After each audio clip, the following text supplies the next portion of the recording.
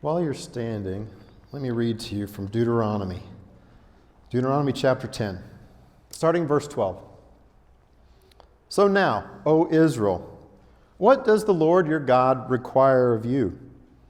Only to fear the Lord your God, to walk in all his ways, to love him, to serve the Lord your God with all of your heart and with all of your soul, and to keep the commandments that the Lord your God is commanding you, and his decrees that I'm commanding you for your own well-being. Although heaven and the heavens of heaven belong to the Lord your God, the earth and all that is within it, yet the Lord has set his heart on you, on your ancestors. He chose you, their descendants after them, out of all the peoples, as it is today. Circumcise then the foreskin of your heart, and do not be stubborn any longer.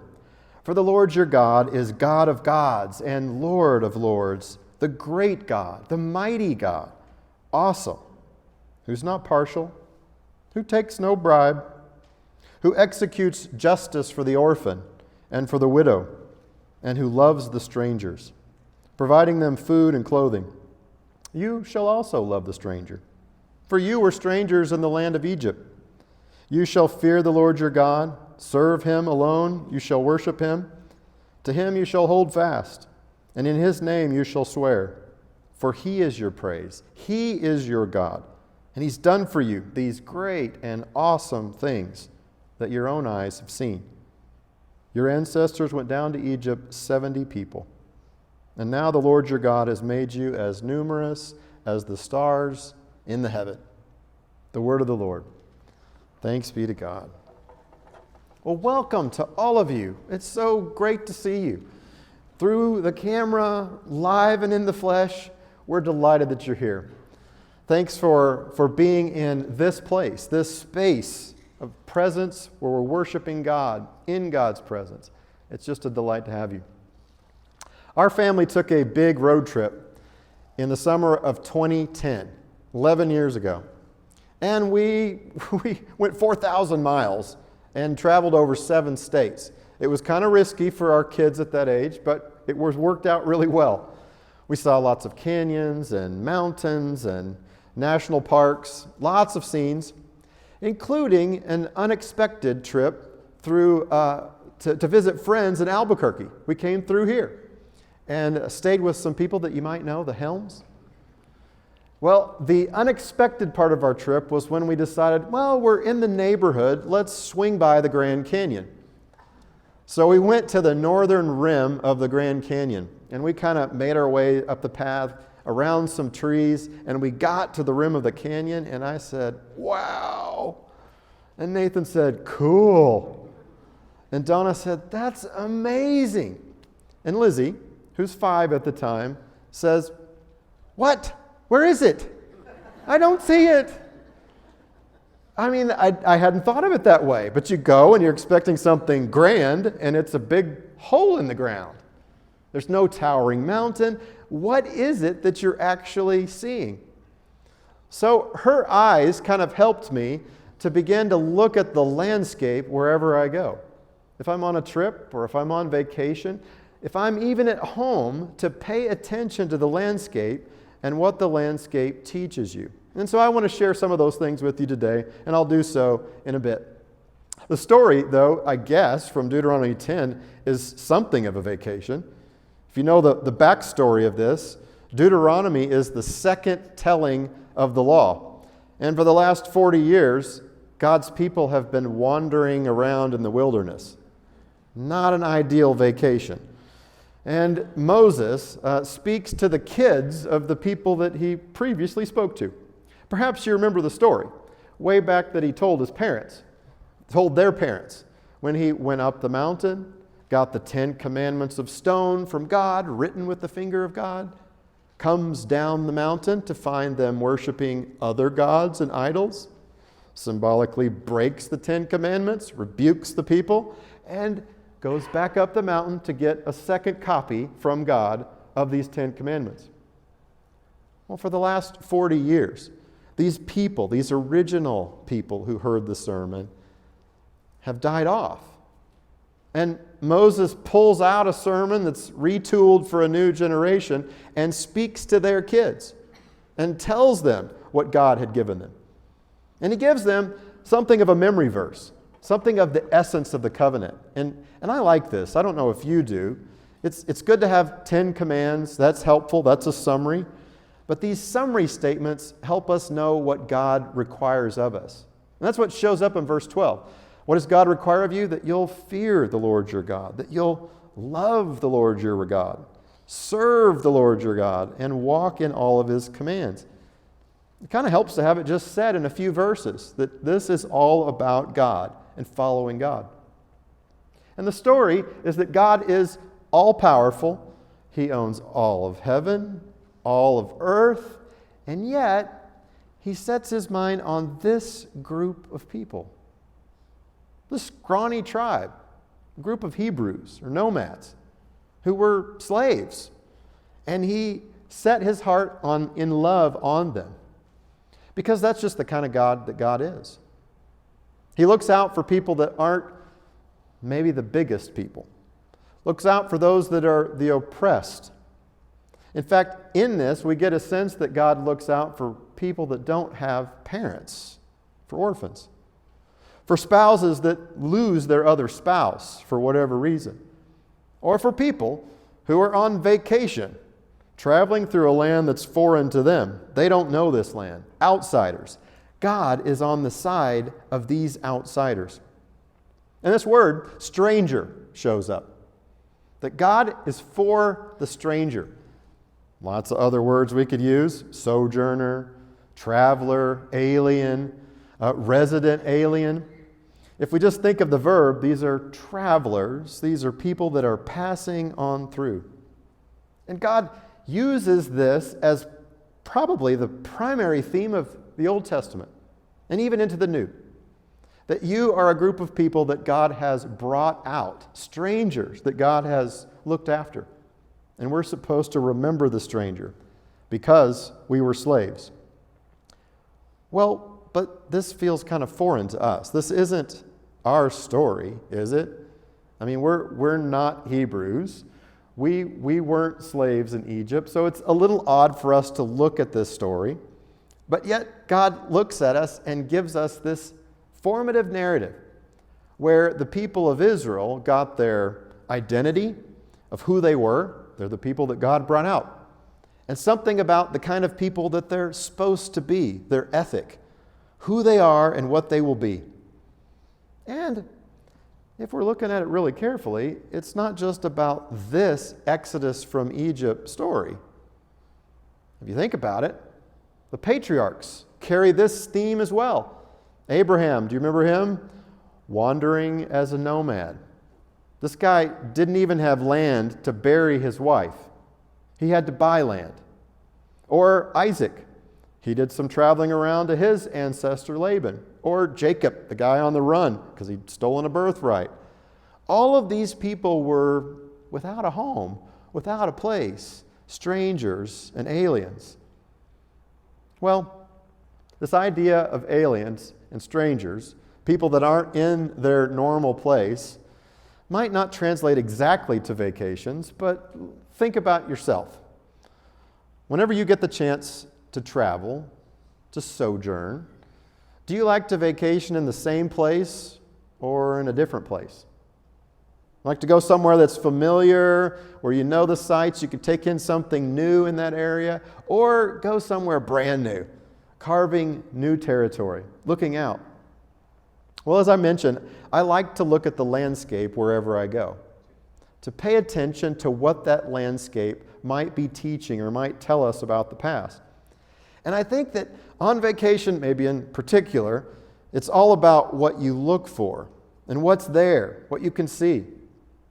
And when I'm on vacation, I pay attention to what things are different. And of course, there are a lot of obvious things that I'm sure you know. There are different people with different accents, different foods that they like. I have to sleep in different beds that may not feel anything like my bed, either good or bad. There are obvious things like that, but the landscape, I think, also throws up a mirror shows us something about who we are. So back when we came through Albuquerque 11 years ago, you know what I didn't see? The Three Sisters, the volcanoes. I didn't see them. I know that 150,000 years ago, something like that, the weakness in the earth let them shoot up, and we have these small volcanoes, right? They don't dominate the landscape. And humans spent time, what? Doing military exercises there, doing a little bombing, ranching, all kinds of things, until, you kind of learn from your mistakes, you want to protect things. They moved the Three Sisters inside of the National Monument. So now, whenever we walk out of the church and look down the valley and see the Three Sisters, you can see where the development stops around them. And you can go and you can hike around them, because we learned from what we saw in the landscape. The Grand Canyon? Wow. What can you learn from 270 miles of canyon that's a mile deep, and in places 18 miles apart? Do you realize that scientists will tell us that that was carved by the Colorado River? Probably wasn't called the Colorado River back 6 million years ago. But as it washed through, it unveils for us 1.7 billion years of history. However you want to do the years, think about the changes in the earth that nowhere else on the planet can you see so many exposed for the naked eye to see what's happened over those years. Changes happen along our earth. Whenever we went up to Idaho Falls, we went to see Twin Falls. Has anybody seen Twin Falls in Idaho? Beautiful black rock, waterfalls, and I'm snapping pictures, and then it dawns on me, hey, wait, there's only one waterfall. It's supposed to be twin waterfalls. Where's the other waterfall? And so I asked, and they said, oh, yes. In the 1920s, we installed a turbine in the mountain to generate electricity. And so there really is only one falls now. It's Mono Falls. Okay, all right. And they pointed out the electrical lines and the plans for some zip lines to go across the canyon. Now, I'm like you. I like electricity. I like zip lines. But there were some changes, some decisions made in the landscape that affect things going forward. As I look at this landscape, I can't help but have it hold up a mirror to me. And you may not be quite as odd as I am, but I'm very much aware of how settlers coming across New Mexico looking for gold pushed native peoples away. They didn't find gold, so then they pushed natives back into New Mexico. I'm aware of how settlers and hunters moved across Colorado and Idaho and Utah looking for skins to make money and fur, and wiping out many animal populations. Then the landscape changes, and I can't help but realize these things. Well, we took a second monstrous road trip. Now you're starting to wonder, is this Brady's vacations of Christmas past? Bear with me on this one. We took a long trip that was twice as long, 8,000 miles, and drove all the way to Washington, D.C. and up to Boston. And at this point, my eyes were really tuned. I wanted to see what we could learn from the landscape. So we studied Civil War. We looked into our family history. We looked at civil rights. And we looked at how settlers came and colonized America and what it was like. And it holds up this mirror of who we are and what we have been about, what things were important to us. As we quested for power, for money, for even beautiful locations, and what that meant as we pushed native populations away. Even participating with many other countries in the transatlantic slave routes, where we conscripted labor for free to work for us, to earn money at the hands of other people. Now, I can see it on your eyes. You start to wonder, okay, what are we supposed to do here? Are we supposed to apologize? You keep using we. Now, because I'm using the word we, I know that we didn't participate in this. We didn't do these things to Twin Falls or to native populations, right? It wasn't us. I'm very much aware of that because we can push those things away. And this conversation it's not about blame. It's not about finding fault. It's something different than that. It's going much deeper to look at what we've seen and what we've learned from that landscape. All right, we'll click back to the text for a minute. Enough of the Bryce family vacations from years ago past. If you look back to this text of what happens here, look in verse 19. You also shall love the stranger, for you were strangers in the land of Egypt. Who is it that Moses is preaching to? He's preaching to the kids of the slaves. They weren't slaves. They weren't in Egypt. And yet he tells them, remember that you were in Egypt. No, we weren't. I mean, can't you hear these kids? We didn't go on that trip. That's not us. That's your fault. That's your problem. We're stuck out here in the wilderness doing circles in the desert because of them. That's not us, right? Can you hear that happening? Well, it happens over and over again. Look in verse 21.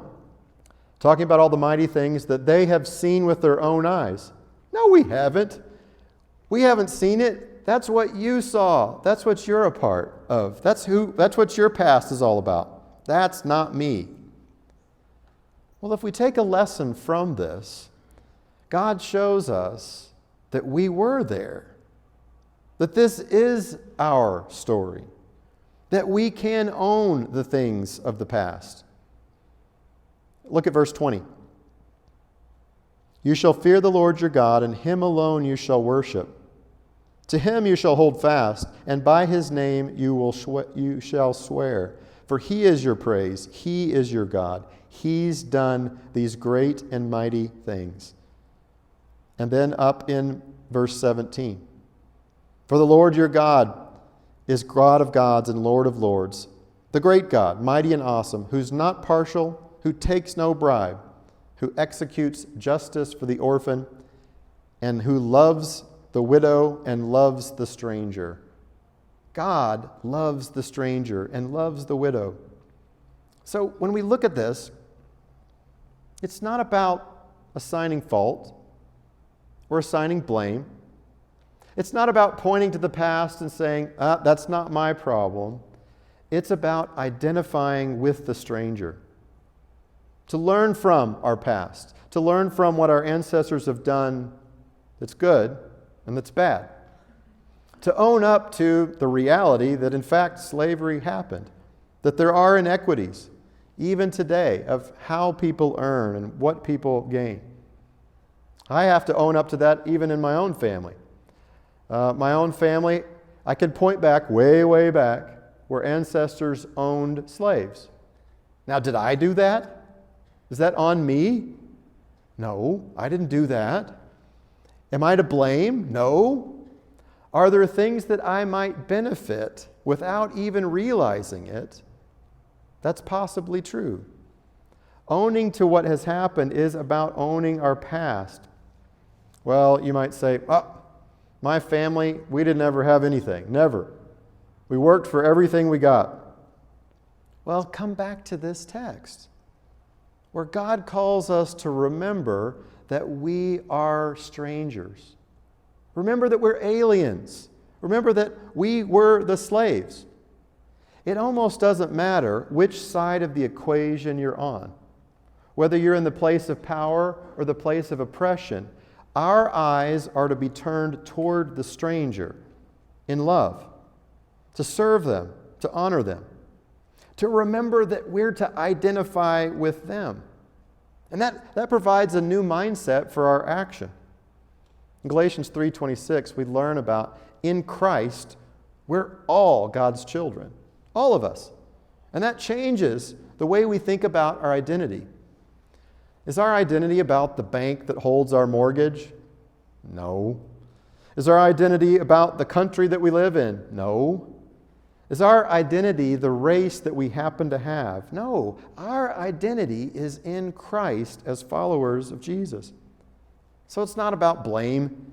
It's not about feeling bad. It's not about the priority of one race over another. We are Christians. And Christians are people who follow Jesus, who do unto others as we would have them do unto us. We're people. We're people like the Israelites who love the stranger because we remember that we are strangers. Well, I want to do something that's a little more practical and tell you a story from my own life and then share some things that might help us think about the landscape of our lives. So years ago, when we were at a very large church, my mind was on the sermon and we were headed to class, and a woman's voice spoke up and said, "You look like someone who could show me where I could learn about God." It's like, well, yes. As a matter of fact, yes. And I got to talking with her and talked with her daughter, and her daughter was my daughter's age, and Don and I led her to our class. And as I'm thinking and talking with her, I thought, is our class the best class to take her? You have questions like this? Because I thought about it. It's this big class. It's full of professors. And I thought, I just don't know. If someone looking for God and maybe not looking for something cute or quotable or very insightful. But we sat down in class. And I mean, in the first few sentences, the words that were used would have taken a dictionary for any one of us to decipher. And I was just kind of sinking in my chair a little bit. And then the inside jokes started rolling, just, to kind of lighten things up. And everyone's roaring in laughter at the inside jokes. But Jennifer was not. And I just was feeling uncomfortable in my chair. About 15 minutes in, she leaned over and she said, we missed Big Church. I think we're going to leave and come back next week. It's like, oh no. So Dawn and I, we left too. We went into the hallway, and it was another chance for me to say, you talked about wanting to learn about God. Do you want to talk about that? And she wasn't interested in that moment. That time had passed. She'd read the signs. She'd come looking for God and had missed in some way. She'd stood at the rim of the canyon, was looking for something, but there just wasn't anything to be seen. Well, Dawn and I are trying and saying, okay, well, why don't you come to lunch with us? Let's go to lunch together. And she very politely said, hey, no, we'll see you. We'll see you next week. I'm just going to get my daughters and we'll go. I never saw Jennifer again. And that could be just because it was a very large church. But I can't help thinking about strangers that come looking for God and they don't find God. And I know you would encourage me, right? You would say what I would say to you if you were in my place. Now, Brady, sometimes it doesn't always work. Not everyone is supposed to stick. You've got to find the right place. And you're right, that's true. And yet I think about it and I wrestle with it about how is it that one can reach out to and love on strangers. Because all of this has changed my landscape. It's changed my field of view, where I pay attention to the land and pay attention to the people and ache for those who look to see God and maybe can't find it. Because they have probably big holes in their own lives, just like I do. Holes that can't be covered up, that needs addressing by what only the eternal God can do. So if I could get really, really practical, here's some things that we already do at First that you might continue doing. As you see people, smile at them. Now, this is one thing that you can do. A smile goes a long, long way. You don't have to say anything, but just a warm smile. Another thing that you could do is just sit next to someone that you don't know. You might figure out that they've been here a long time, or maybe they're new to town. Who knows? But take that risk of sitting with them. Another thing that you could do is to swivel. After spending time worship is just swivel around and see who you've been worshiping with and meet those that are around you. It takes a little more moxie to be able to do that. Do you notice how these kind of progress? Smiling, not real threatening at all, maybe creepy at times, but not threatening because you're not having to use words. To sit next to someone, okay, that's a little more of a risk. and then to actually engage and welcome, learn their name. This is about realizing that we are hosts, that we're all involved in this, of welcoming people who are on the same journey that we're on, to try to find God, to try to follow after Jesus. And maybe a fourth thing that you might try, that's maybe the most fun, is invite them for a meal. Kind of like I did with Jennifer. You may get turned down a lot, but there's something about a meal where you can sit down and engage someone, where you've got the benefit, the distraction of food and fellowship, and be able to spend time with them and learn who they are in a comfortable setting. I'm really thankful for Lizzie opening up my eyes to the Grand Canyon. To be able to look out and say, where is it? Kind of reset things for me. To take vacations seriously. That there are things that I can learn about how the places that one goes, how those are formed, and what's been involved in the people that have made those places what they are. And it makes me want to notice that I'm a stranger. I'm in a place where I'm an outsider, wherever I go. And as followers of Jesus, that's who we are. We're strangers who've been shown the love of God. We're strangers that are reaching out to other strangers. It's a chance for us to accept that and to love them in the ways that we've been loved. So, may God grant us eyes to be able to see the strangers that are in our midst. Eyes to see landscapes for what they are and for what they might teach us. To see other people as children of God. And to have the humility to know that we are strangers. This is our story. We can own it even if we're not to blame for it. And may God help us to see the holes that might be in our action. The places where we may not have actions that support what we actually think that we believe. May God make this true.